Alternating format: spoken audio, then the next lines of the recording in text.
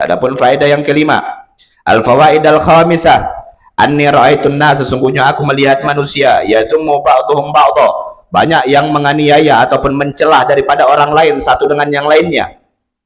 Wa yaktabu ba'dhum ba'dha, dan mereka suka menggunjing, menggibah, membicarakan orang lain satu dengan yang lainnya. Fa wajadtu asla dzalik minal hasadi wal jahil wal ilm, dan sesungguhnya aku menemukan bahwasanya banyaknya orang yang mencela orang lain, banyaknya orang yang menggunjing orang lain, sebabnya adalah orang yang hasud tentang masalah hasad wal jahi wal ilm, bersumber daripada kedengkian, kedudukan dan ilmu.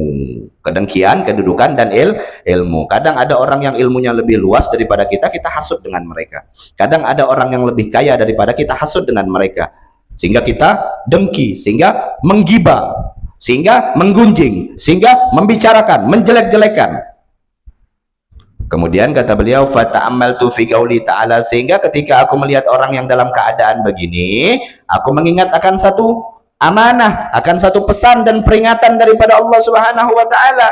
Nahnu qasamna bainakum ma'isyatahum fil hayatid dunya, kamilah yang menentukan penghidupan mereka dalam kehidupan dunia. Kemudian di ayat yang lain Allah menjelaskan, fa'alimtu annal kismata kanat minallahi ta'ala fil azal, dan aku mengerti bahwa pembagian penghidupan adalah ketentuan dari Allah Subhanahu wa taala. Sejak kapan? Sejak zaman daripada azali, dari dahulu kala sebelum Allah menciptakan dunia ini serta isinya. 500 tahun telah Allah catat, si fulan bin fulan dia punya rezeki begini, dia punya ilmu begini, dia punya kekuasaan di begini.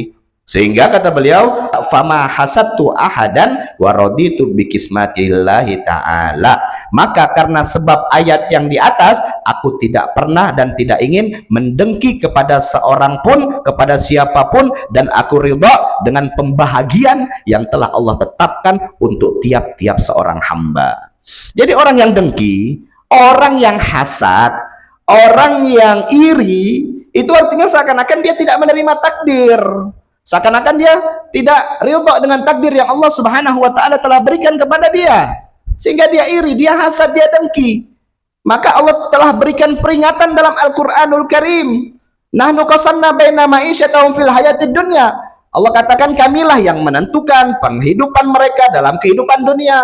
Fa'alimtu annal kismata kanat minallahi ta'ala fil azali, dan aku mengerti bahwa penghidupan, pembahagian penghidupan adalah ketentuan dari Allah sejak zaman azali, sejak zaman dahulu, kala. Semua takdir-takdir seorang hamba telah dibagi-bagi oleh Allah. Maka lantas mengapa kita harus dengki? Mengapa kita harus iri? Mengapa kita harus benci? Mengapa kita harus hasad dengan hal tersebut, dengan pembagian Allah, dengan takdir Allah? Orang yang hasad dengki dengan apa yang telah didapat oleh orang lain, ini seakan-akan dia tidak menerima takdir dari Allah Subhanahu wa taala.